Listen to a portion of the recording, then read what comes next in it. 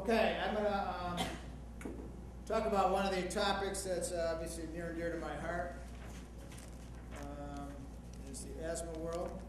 One thing I mentioned before we go into these, I have about, I think somewhere there, I think you guys have a handout. Some of the slides have been changed a little bit, so just FYI, bear with us, but I always change them up to the last minute. So,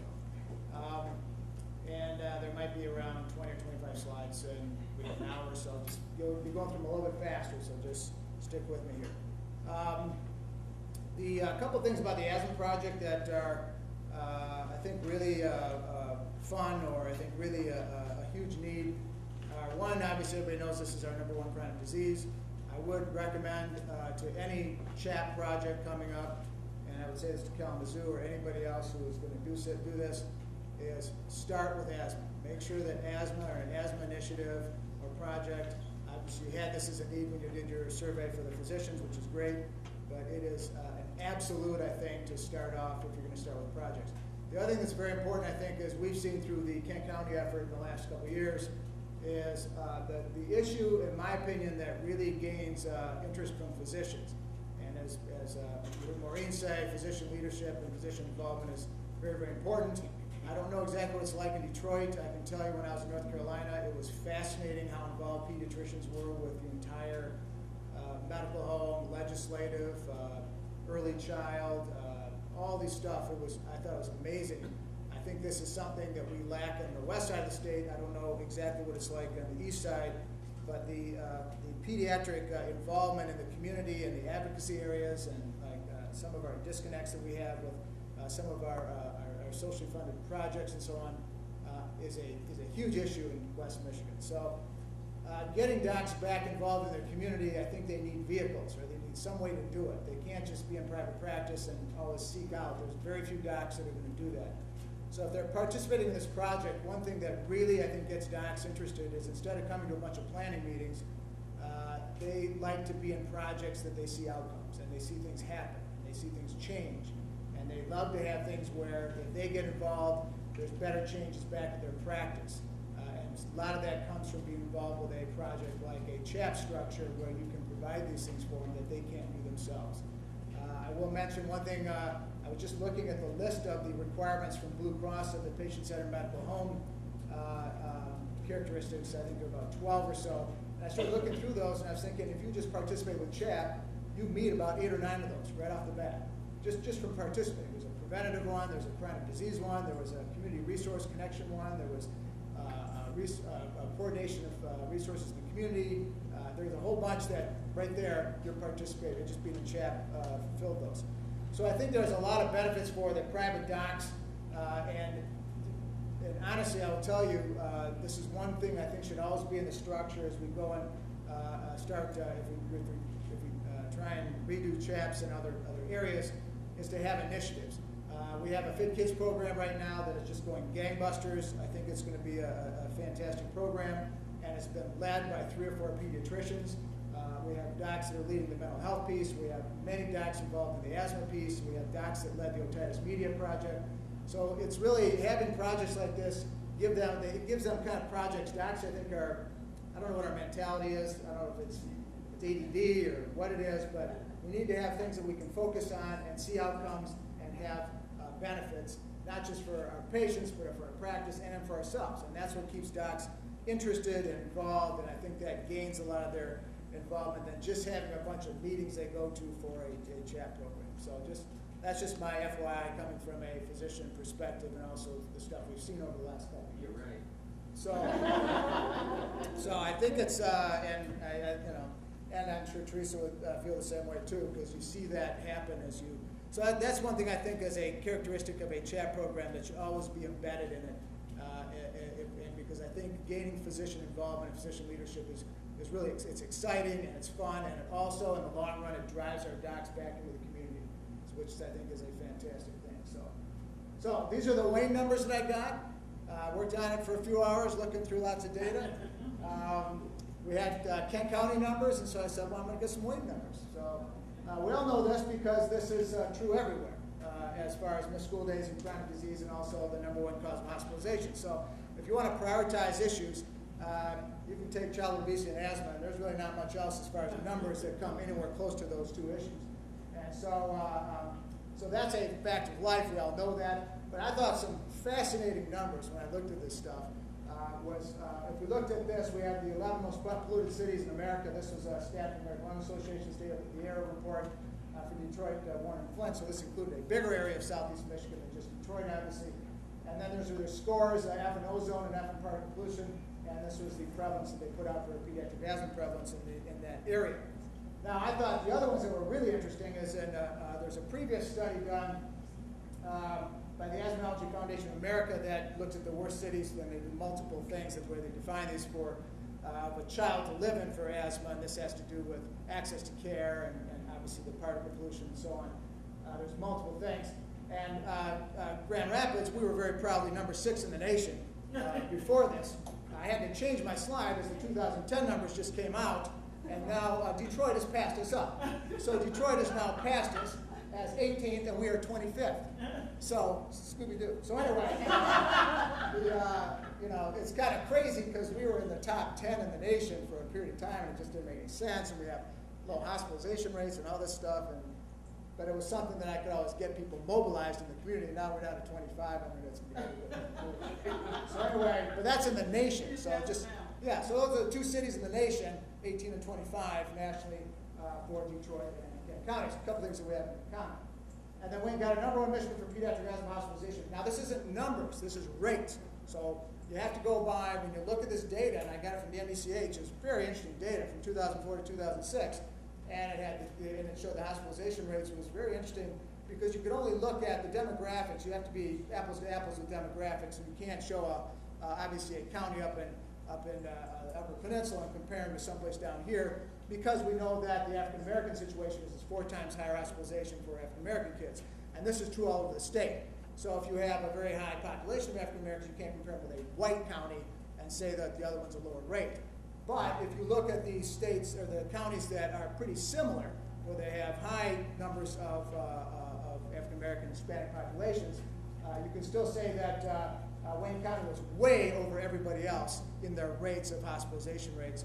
And actually Kent County was pretty low, but so for the rates themselves, they were basically twice of what the state average was.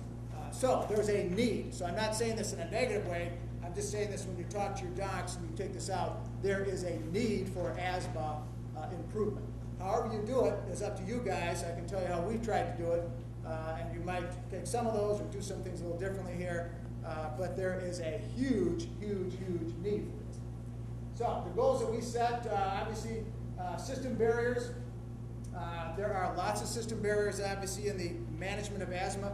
I will tell you my frustration for the last 20 years in practice and in my work in Kent County has been, and I think this is true throughout the country, is how asthma is, it's really a standardized, it's fascinating to me because it's a chronic disease that has been put out as national guidelines by NIH and so on for years and years and years. So we are really easy, it's a really easy one to go back and say these are the national guidelines.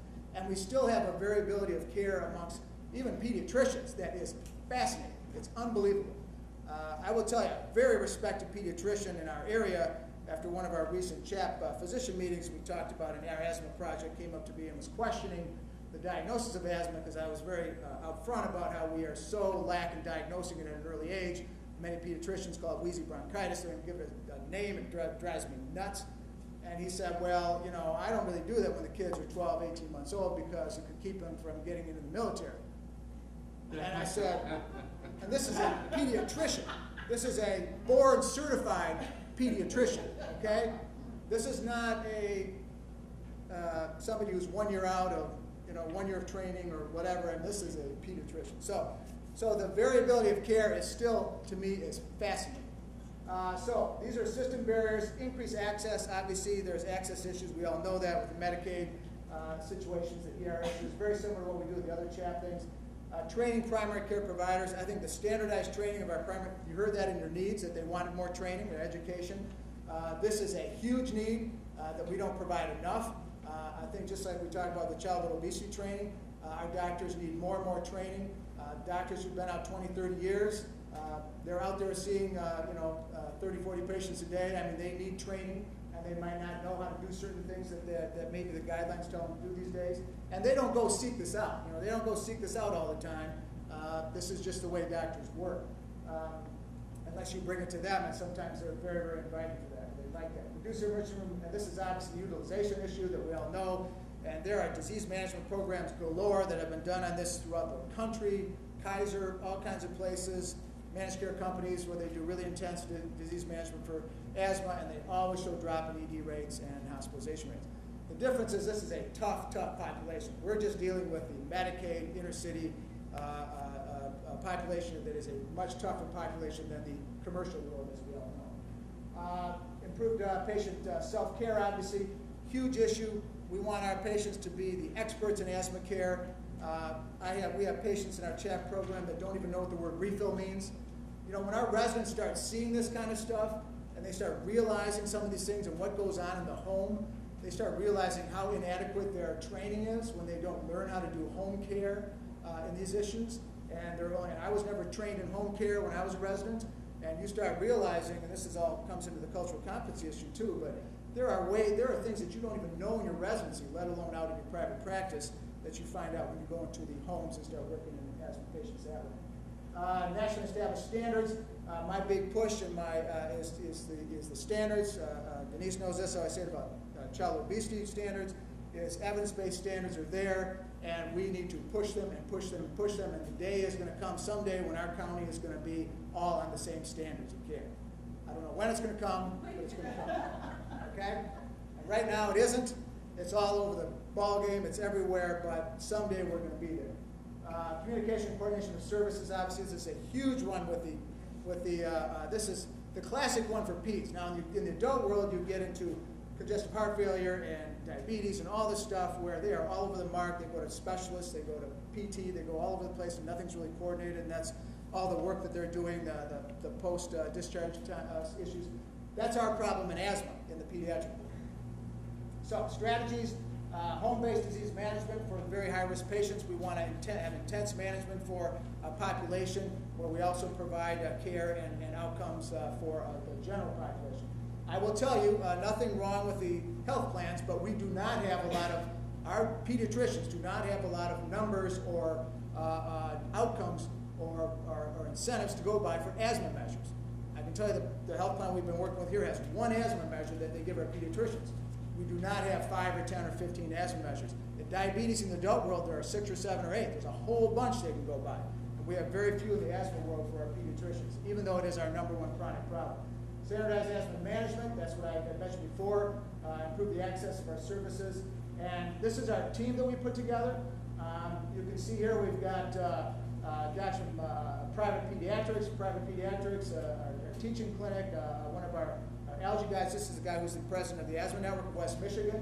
We have a really neat program in West Michigan, the Asthma Network, which is a great project. But they only touch certain parts of the dots, and I will show you that in a second. Even though the Asthma Network is a really good program, they go do home-based management, they only touch certain dots. So all the dots were not connected as of yet in 2010 in the county of Kent County. This is our asthma educator. We already have, as I think Maureen might have mentioned to you, we just got a $250,000 grant from our community foundation to expand this that I think you might have heard about. So we're adding community health workers, more asthma educators. So we're going to have a whole asthma team now, not just one. We're going to have a team of about 5 people that are going to be doing this management in a much more expanded way. And this guy is a great guy who works at our health plan. Who's a really intense. He's a previous respiratory therapist. We do our martial arts together. The two of us. He's actually a nutcase, but he's really an energetic guy. So he's been a great guy to work with. He would laugh if I told him. So the Priority Health staff has been very supportive and helpful. Obviously, this is a lady who leads up our school health advocacy program, where they have the health aides in all the schools through Grand Rapids Public Schools, and so we have access to the schools that way. This is our quality specialist, the inpatient side of the Children's Hospital, and then we have some other changes.